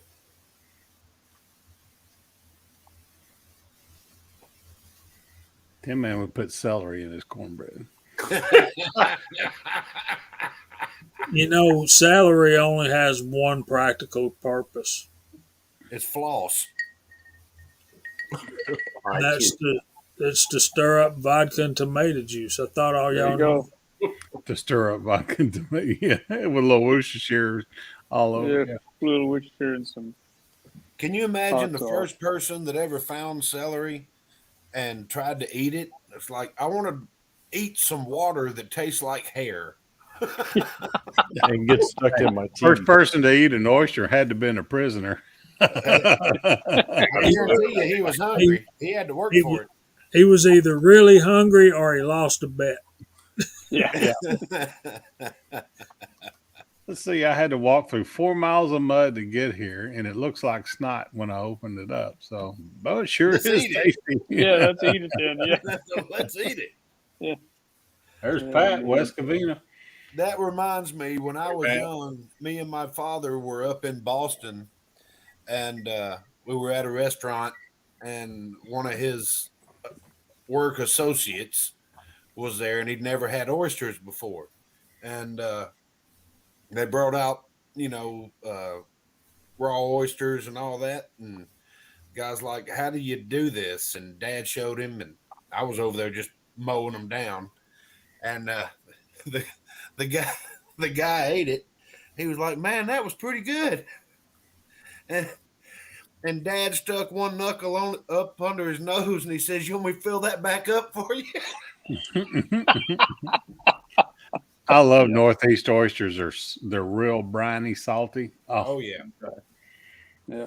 We got some good ones out here too. We've got a Florida got couple of some active good ones, too. commercial producers in the area that they've got these oyster beds that they have made out in some of our estuaries and bays, and they come up with some good ones, and I like them.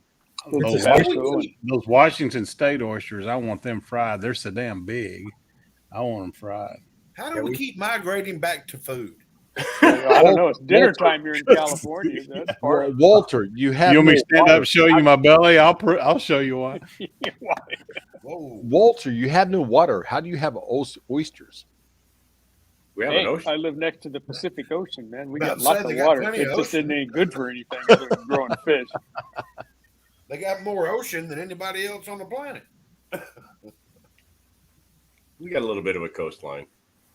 Well, you think about it. The first person to drink milk, the first person to eat an egg, especially the first person to eat an oyster. Yeah. I know.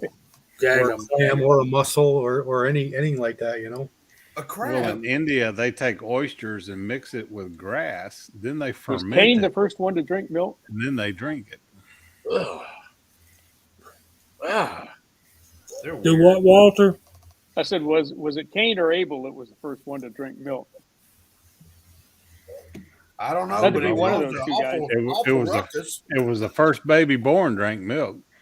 Yeah, Think well, about it. Thanks, Mr. Pollard. There you go, guys. 37 million units, man. Wow. Wow. That's one for every guy in California. Not just that, man. Hey, Uh, they meet the magazine standards, so there you go. Right. See, they they were hiring people. They were hiring firms in America to build those, especially during Yeah, Singer sewing World War machine. II. Yeah, built in World War One. New England Westinghouse, Remington made some of them. Can you imagine finding an unissued Remington Mosin Nagant?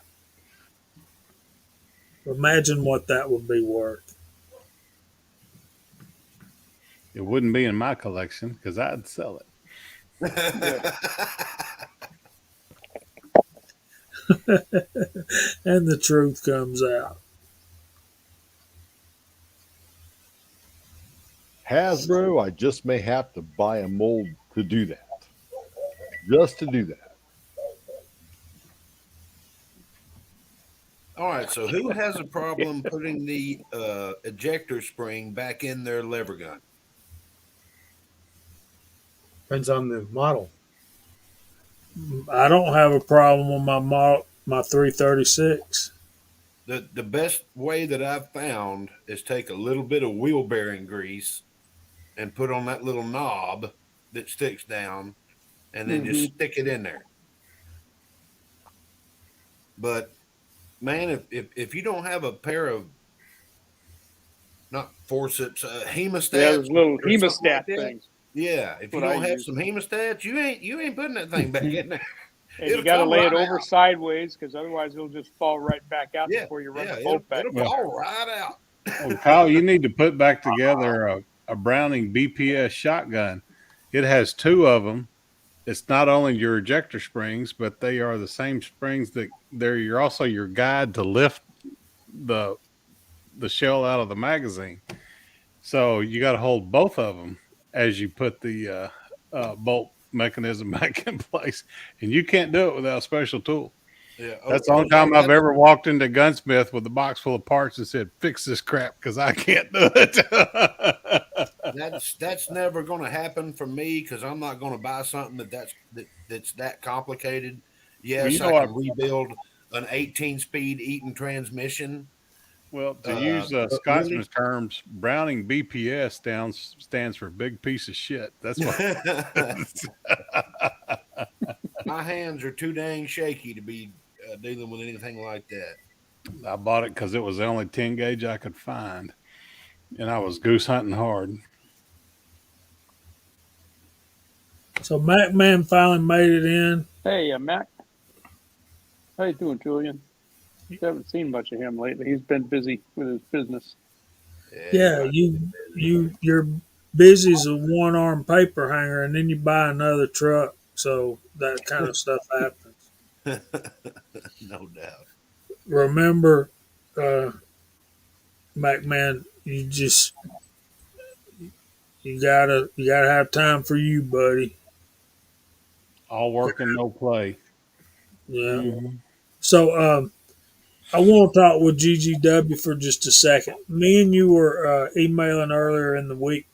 Uh, I appreciate you doing this. The mug lady, and if you'll send him an email, that's his email address. And they're going to cost $15 plus whatever it costs to ship them.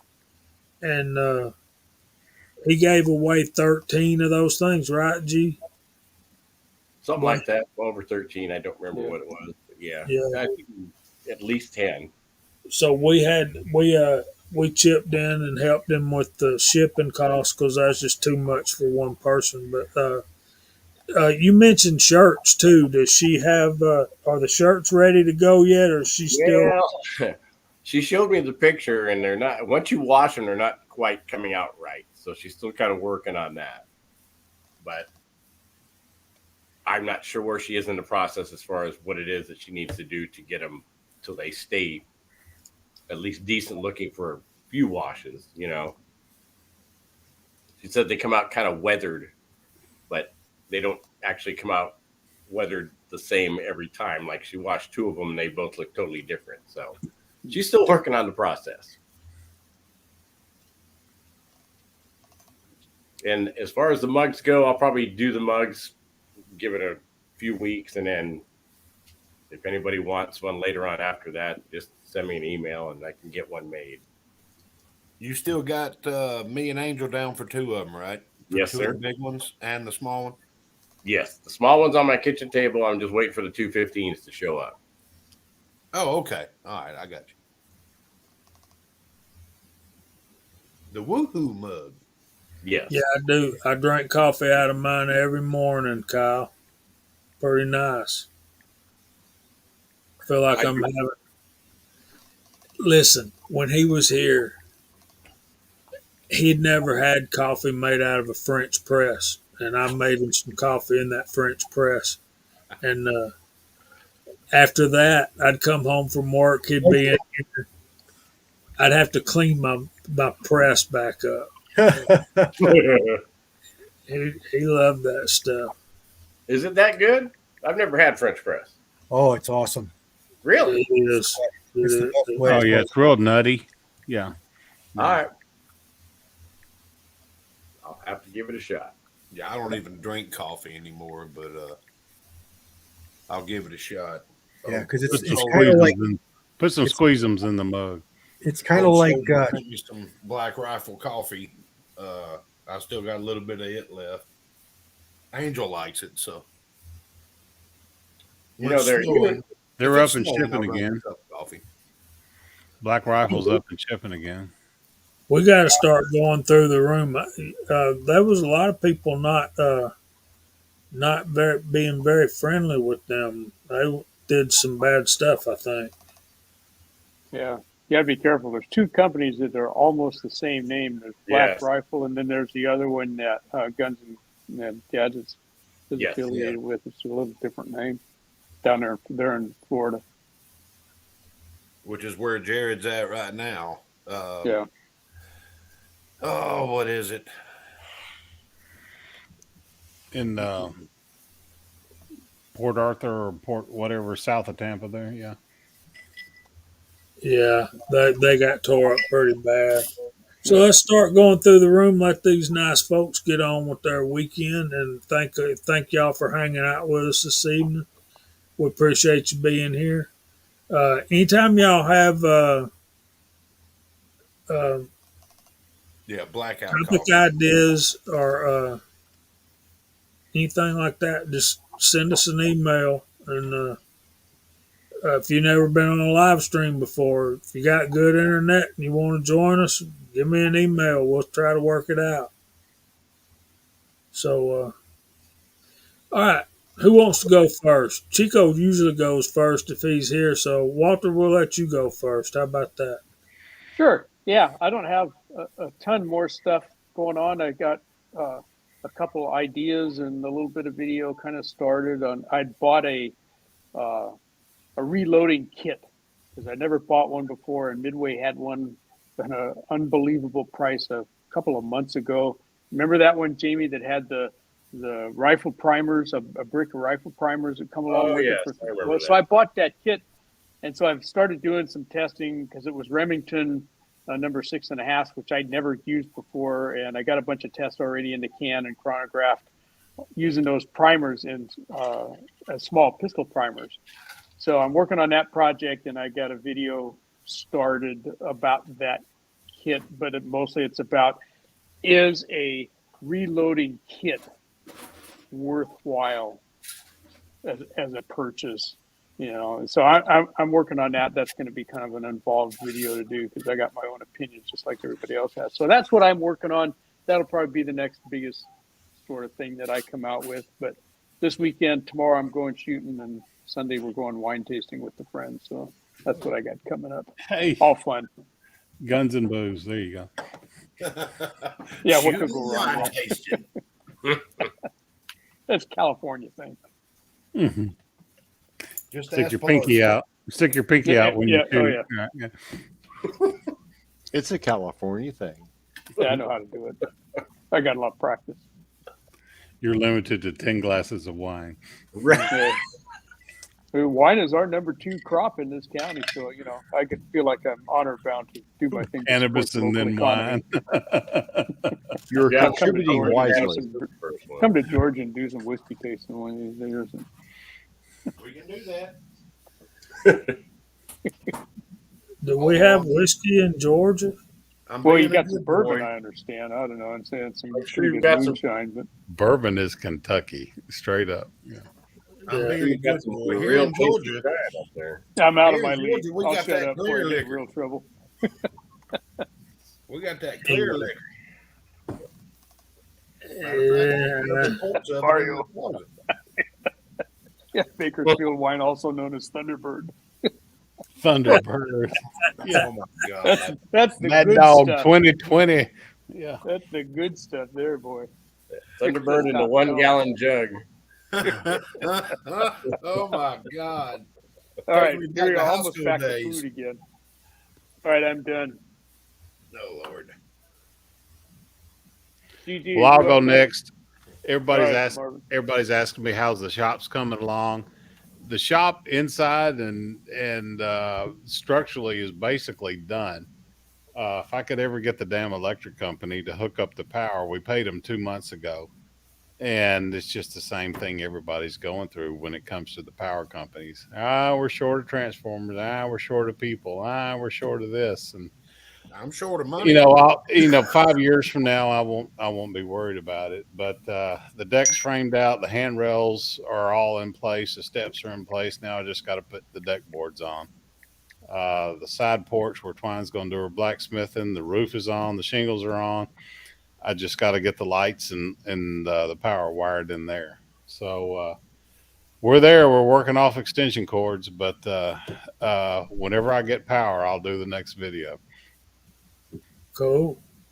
Yeah, sounds good. Nice. I've been watching your series on that. That shop is just amazing. What I wouldn't give to have a property like that. Thank you. My reloading Really room nice. is painted. I got the floor in. I've got all the old barn wood that I'm going to put on the wall is been power washed. It's been I put a treatment on there very similar to what you'd put on a deck, and I'm just waiting for power so I can get in there and see what the hell I'm doing. There you go. Okay, GGW, what you got working up, man? Well, tomorrow I'll be heading down to the Bay Area for my 47th high school reunion. I'm not sure why, but a buddy of mine said, "Come on, you're going," bought me a ticket. So I'm going down, visit some friends, see some family, see some old classmates that used to have hair that don't have hair anymore. Pretty much it should be fun, interesting. I'd like to do some fishing while I'm back in my old stomping grounds, but I don't think that's going to happen. But other than that, I can't wait to get back up here so I can shoot that 7mm. Good deal, man. Good deal. And remember what Scotsman said: if it ain't on video, it didn't happen. Mario, that's what I said. Why bother after Yeah. 47 years? 47 years, them girls that were good looking, you're going to go, damn. What happened to you? I've never been to a single one. The years have not been good to you. Yeah.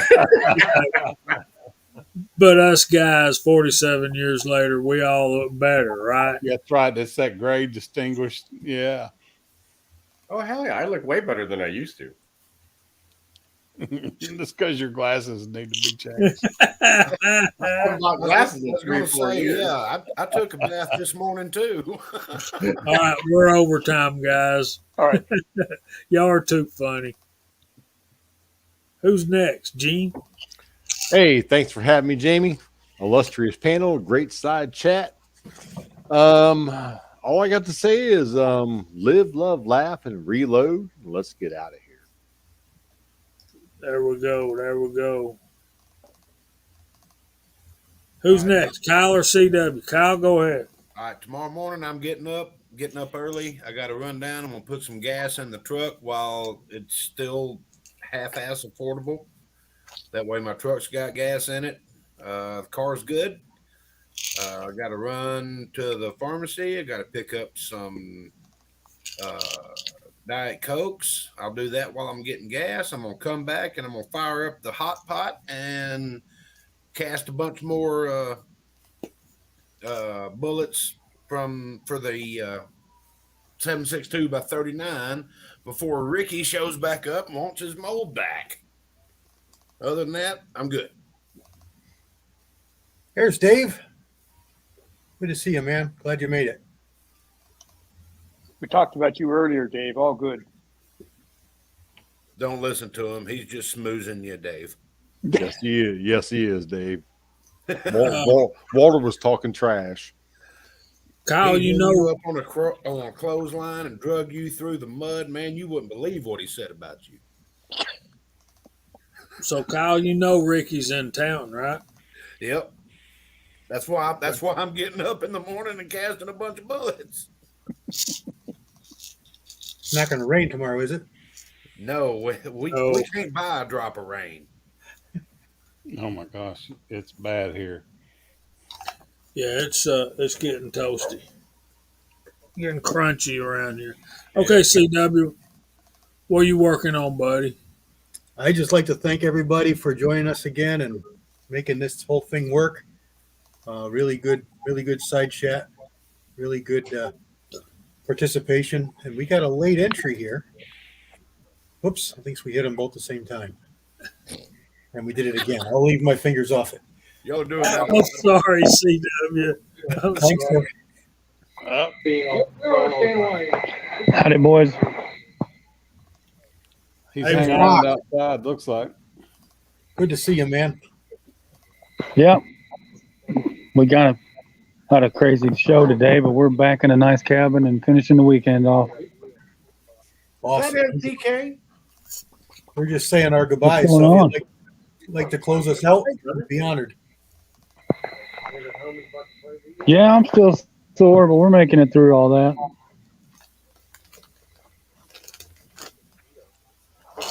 You want to I'll tell have the to side chat good night, Mock? You guys still alive out there? Yes. Oh, well, yeah. Y'all have a good night. I thought you were private already. We're just closing up. On the spot. On the spot. I do what I want. I do what I want.